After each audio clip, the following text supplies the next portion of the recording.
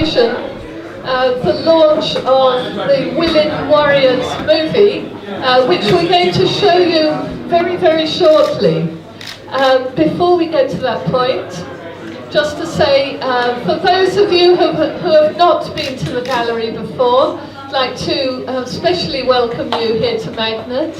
My name's Suzanne, I'm one of the directors of the gallery, and it's my pleasure to introduce Richard Franklin, who is the head of the Wilin Centre, the exhibition of which centre is all around you as you stand in this room. And Richard has a few words to say before we have a welcome to country. So Richard, it's yours. Right, thank you very much.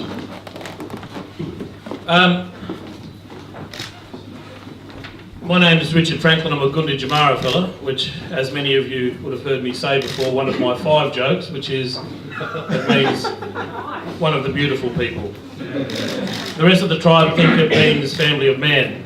I'd like to say thank you very much for coming. There's some people I'll thank in a moment, but the credo of Wilin is when you have art, you have voice. And when you have voice, you have freedom. And with freedom comes responsibility. I've been working on facilitating the treaty consultations with the Victorian Aboriginal community throughout the state. And I must say, what I see out there is great courage, great tenacity. I see heroes and warriors, people who work for little pay, and in many cases no pay, literally saving lives, keeping a culture alive that is 2,000 generations old. Many of them stand between a poverty of spirit and suicide, and they stop those suicides. They don't stop all of them. They fight the chronic illnesses. They don't beat all of them. They fight the homelessness that exists among our people. They fight the poverty of spirit. I encourage the artists, the students that walk through the doors of Wilin to use their art as a voice to try and take away that poverty of spirit, to challenge the cultural tapestry of a nation, to change it, to try and make a nation that says it's a home not just for the dominant culture, but a home for all our cultures and a home for the oldest living culture in the world.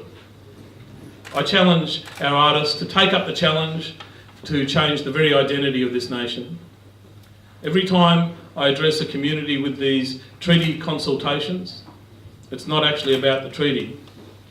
It's about the process to a treaty. It's about hope. And it's about a hope that we all share. Your being here tonight is about hope. Every time one of our artists picks up an instrument, a brush, builds something like young Ash built in there, which confused me as he was building, but when I seen what he did, I was astounded and intimidated and wanting to come home and help me with my renovations. Every time they do something like that, they change the nation. There's a few people to thank. What I'm going to do is ask my mate Caroline, known to many of you as Auntie Caroline, to come up and do a welcome to country. Then I'll thank people, and then we're going to watch a bit of a flash film that was made by the Wilin mob, and the charge was led by my new mate up the back there, Mel. So ladies and gentlemen, would you please put your hands together for Caroline.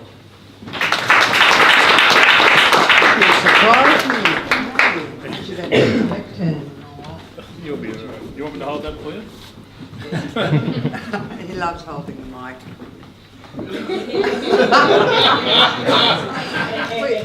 You can tell silly jokes, I can do. Yeah, We're Sagittarians. We're going to. Welcome. I've got to see you now. I got one of those flash things. So well, they pay for it.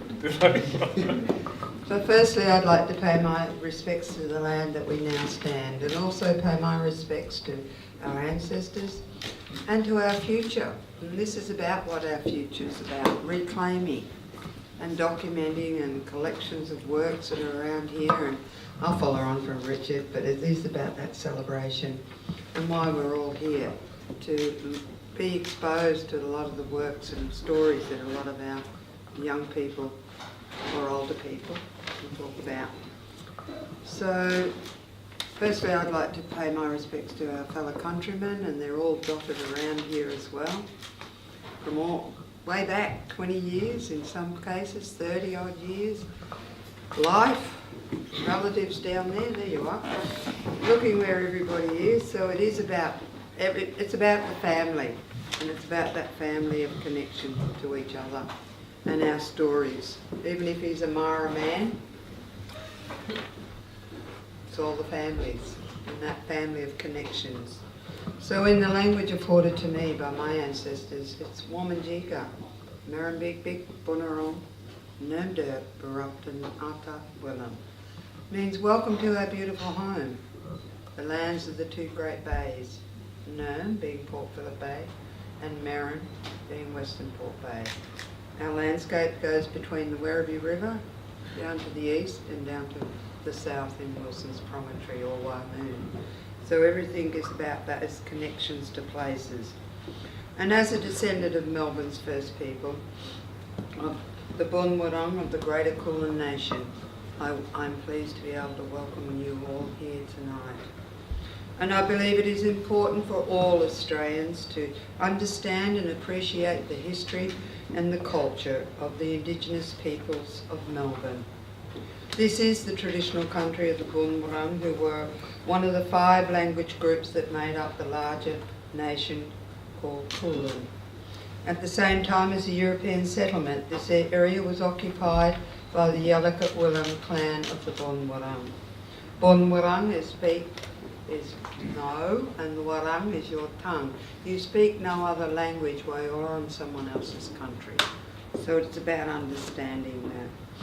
It is now over 180 years since the Europeans first entered our country, and they came onto our sacred river, known as the Birrarung, into our great bay, known as Nurm. And what we have learnt from our ancestors' achievements still resonates with us. This included the core values of learning, showing respect, celebrating life, and honouring sacred ground. And we all celebrate the learning. It is the importance of the learning. We have always valued the commitment of learning, and it has been a part of every generation since time began. And it is one of the reasons why we are still strong today. Excuse me. Showing respect. We respect our traditional laws and customs, but we also accept the different ways of the Europeans. This is the same way we share respect to each other's diversity, cultures, religious or spiritual beliefs today. And we are here tonight to celebrate. A celebration of all these wonderful artists committing and telling their stories. And we also must remember the celebration of life, the arrival of new children, the coming of the 6 seasons. The visiting of the clans was an important part of traditional life. And today we support the celebration of modern Indigenous arts and culture. This has been our ancestors' legacies. The struggles to preserve our culture and traditions began with our ancestors in the 1830s. And one of the most important lessons we should take from this struggle was the way they forged an alliance that led to many of the achievements that we can all celebrate today. And sometimes we can take those things for granted. While we may have descended from different clans or language groups, our grandparents and our great-grandparents worked together to achieve these outcomes that we can all celebrate. And these are the most important things that we can learn from our past. And today it is my hope that we can take pride in our shared history and celebrate the strength of this great nation of ours.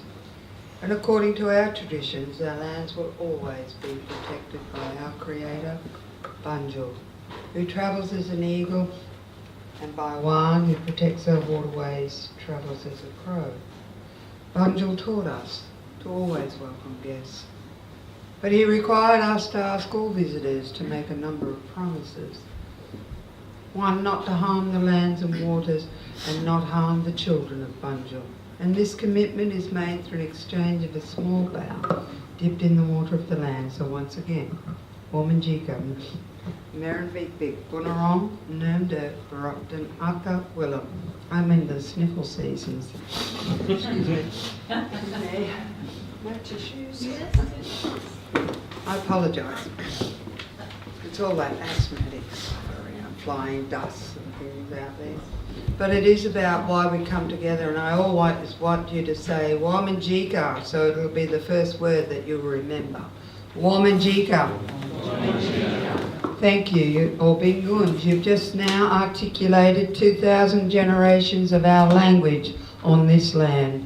So you're at the beginning. Thank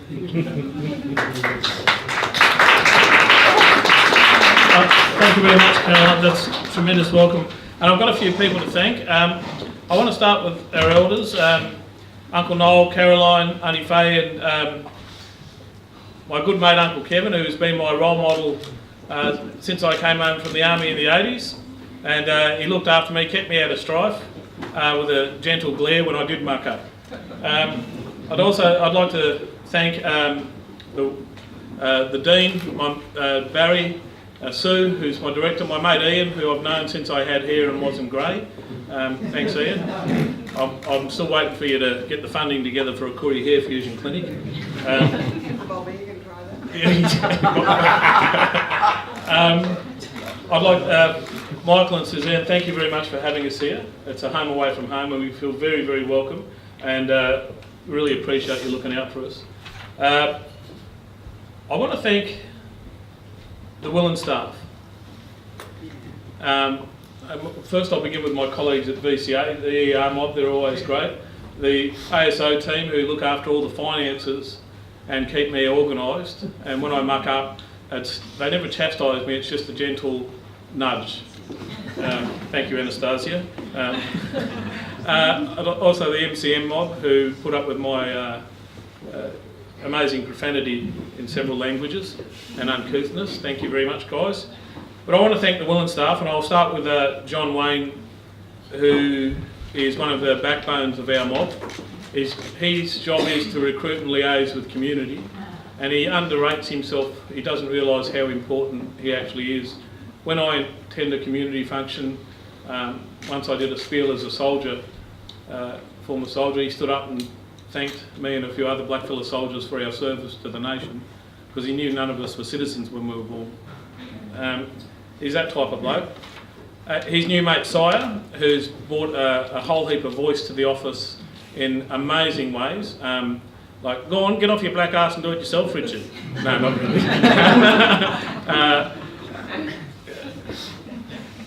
Eugenia, who's no longer with us, she's not dead, she's just moved on to another job. But she's the centre coordinator, and she's couldn't be here tonight and send her a love and apologies to everyone, and has done an absolutely tremendous job. She had to leave halfway through this being set up, and then an amazing person called Casey stepped in and picked up that load and a whole heap of other ER loads, like you wouldn't believe. It was just fantastic, and again does that tough stare at me when I walk into the office, which keeps me in line. There's someone else who's short but dangerous up in research, and she's got a whole team up there, Sally Trelawney, who was away so much she texted me and I said, who the bloody hell are you? And she said, you know who I am. Anyway, so that was sort of... And there's Cherokee, who helped put all this together as well.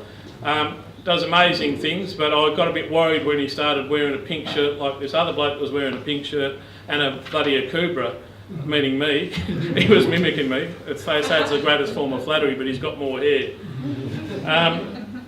Who have I forgotten? Oh, our filmmaker, where is she? That's our resident filmmaker, Mal, who's a graduate from VCA and helped put together the film you're going to see. Now, there's some other important people I need to talk about. There's our artists, Stephen, Eugenia, Kylie, Nadab, I hope she's here, she's just tremendous. Cherokee, Jules, Monica, Ash and Sam have all contributed to facilitating the voice of 2,000 generations of grandmothers and grandfathers. And the fact is, all of you being here are doing the same thing. And people say, what can we do to help? Well, the real courage is to challenge the inner racist, whether you're black, white or brindle. Find a racist in your family, whether they're black, white or brindle, and find one in your workplace. And when you can't find them, that means that we've got what I call a spiritual treaty. Someone said, what's a treaty? A treaty is about the atrocities of the past. It's about the cultural loads that we all carry together today. But the most important thing it's a contract with tomorrow. It's about our children and our children's children. It's about hope.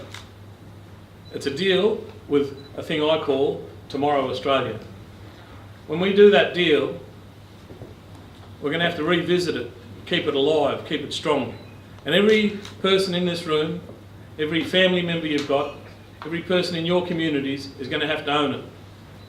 And if we own it, we're going to have to own it together. And wouldn't that be bloody well great? Anyway, I was going to say piss off then. You said it anyway. Did I? Righto, I did. Now there's a great band, they're going to come on directly. But before that we're going to see Mel's film. So park your bums if you can get a chair. Don't steal Uncle Kevin's, of course. And enjoy the film. Thank you very much everyone, thank you for being here.